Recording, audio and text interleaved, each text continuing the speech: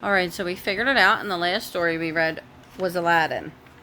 And then we read one story off video. Let's see. The Flying Trunk we read off. So we're not going to read that again. So we're going to read Tom Thumb. Tom Thumb in tonight's story. Page 154. Mama, now I got my dog a story from right out. So they can go to sleep? No, I got my dog. Does he have school tomorrow? No, I got him a story book for our little. I'm gonna have a tickle in my throat. So I have a book for when we go. Okay, sounds good. Let me get Bunny in there. Let's start. I'm getting in Bunny in there. There was once a poor farmer and his wife who loved each other dearly. But there was one thing missing from their lives. How happy I should be if I had but one child, the wife told her husband. Even if it were no bigger than my thumb, I should love it with all of my heart. Are you making noise, dog? It barks when you move. So when the wife heard about the great magician, Merlin, at the court of King Arthur, she persuaded her husband to pay him a visit. Merlin agreed to help, and months later the wife had a little boy no bigger than his father's thumb. They named him Tom Thumb. This time I'm going to use my happy napper. You're going to use your happy napper tonight? Okay. Can I show my happy napper? You want to show your happy napper? Addison has a, what is it, a rainbow unicorn happy napper. And now look out down. Oh, look at the bottom. Yeah. You can't see. It's got little feet down there. Very cute. And now look at the tag. Happy nappers. It says happy nappers. Very nice. And it's happy nappers. Tom was a clever boy who was always eager to help his parents. One day, as his father struggled with the cart, Tom had an idea. Let me get into the horse's ear and tell him which way to go, he suggested excitedly. So Tom gave the instructions and the horse obeyed. Watching from the road, were two strangers. Tom Thumb is. No, that's the father. That's Tom Thumb, the little baby.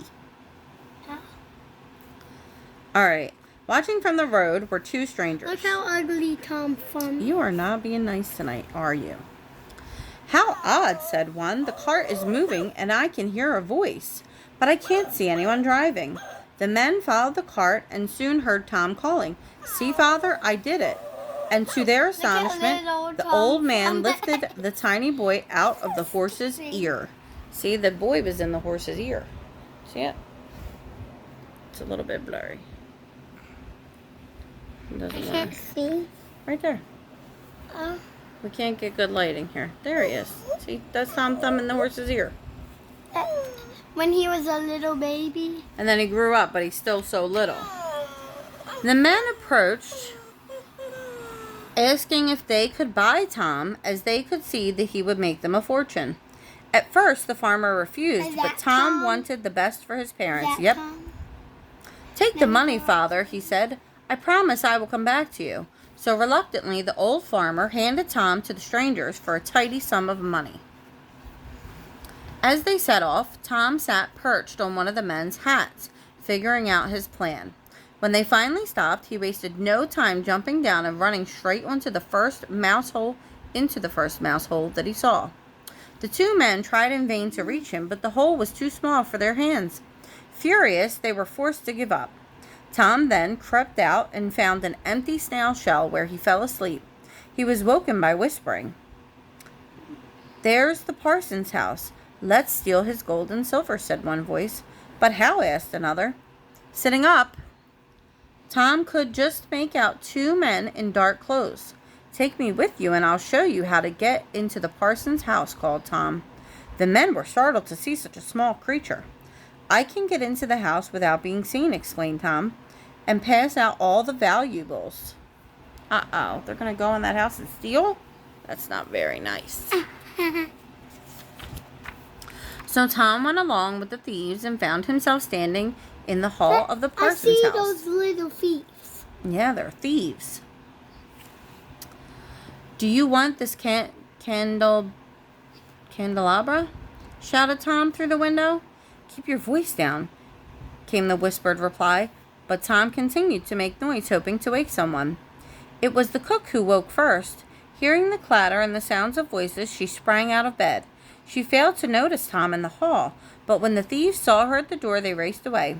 Pleased with his work, Tom crept outside and spent the night in the hayloft. Tom would have stand up and saw these guys. Yeah, he chased them away. Early the next morning, the maid picked up the bundle of hay to feed the cows. Little did she know that she had picked up the tiny boy too, and soon he was swallowed by a hungry cow. Tom's cries were drowned out by the loud boo from the cow as she continued to chew the hay happily. Only later, as the maid finished milking, did she hear Tom calling, "I'm inside the cow." The startled maid ran to fetch the parson. It wasn't an easy task, but finally Tom was freed. And yet his adventures did not stop there, for just as Tom was crossing a field, he was spotted by a wolf lurking in the trees. Oh no. Quick as a flash, the hungry wolf sprang out of the woods and pounced on poor Tom, swallowing him whole. But the clever little boy did not give up. He had a plan. "My good friend, how would you like a feast?" he called out. The wolf could not resist. "A feast, you say?" he replied eagerly. "With ham, beef, cold chicken, cake, and every delight you could wish for," replied Tom, directing the wolf to his parents' house. Arriving there, the wolf headed straight for the pantry. He ate and ate and ate, and soon he needed to lie down. Inside the wolf's tummy, Tom began to sing very loudly. "Keep quiet," snapped the wolf, but Tom continued, and his trick worked. Watch out, I can't see. The farmer's wife woke and called her husband.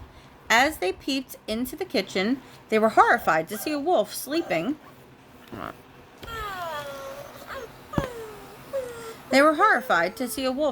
By the pantry door. As the farmer grabbed his axe, he was amazed to hear Tom calling out, "Father, Father, I'm inside the wolf." So the farmer struck the wolf on the head, and minutes later, to the delight of his parents, Tom Thumb was sitting on the kitchen table, telling them all about his adventures. "I have been down a mouse hole, slept in a snail shell, been eaten first by a cow, and then a wolf," he laughed.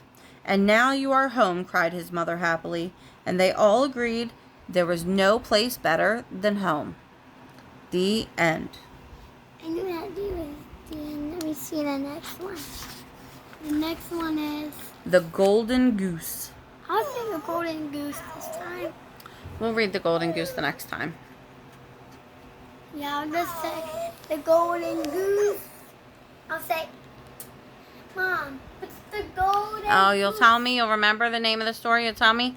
Mom, it's the Golden Goose we need to read tonight? Yeah. Okay, No, I'll just thank say, you. Mom, what's the golden goose? You're such a good helper. How did I get so lucky? The golden goose. I said what's the golden goose? What's supposed to say? With the golden goose. Yeah. Like, and I said the golden goose. I said the golden goose. You are the silliest. When you All right. said golden It's late. And we gotta get to bed. I love you. I love you. All right, get yourself good and tired. I love you. I do. Good night. I think I'm gonna sleep on your happy napper. Sound good? Yeah. Oh, I can sleep on your happy napper? No. Oh, I didn't think so. I was going to lay on it. All right. Good Look night. how big my head is. Your head is big on that happy napper. It's very large. And look, my feet are all the way down here now. Your feet are all the way down there. My feet can't even get into that. No, you just got it bunched up. It'll fit. All right, I'm going to end it here.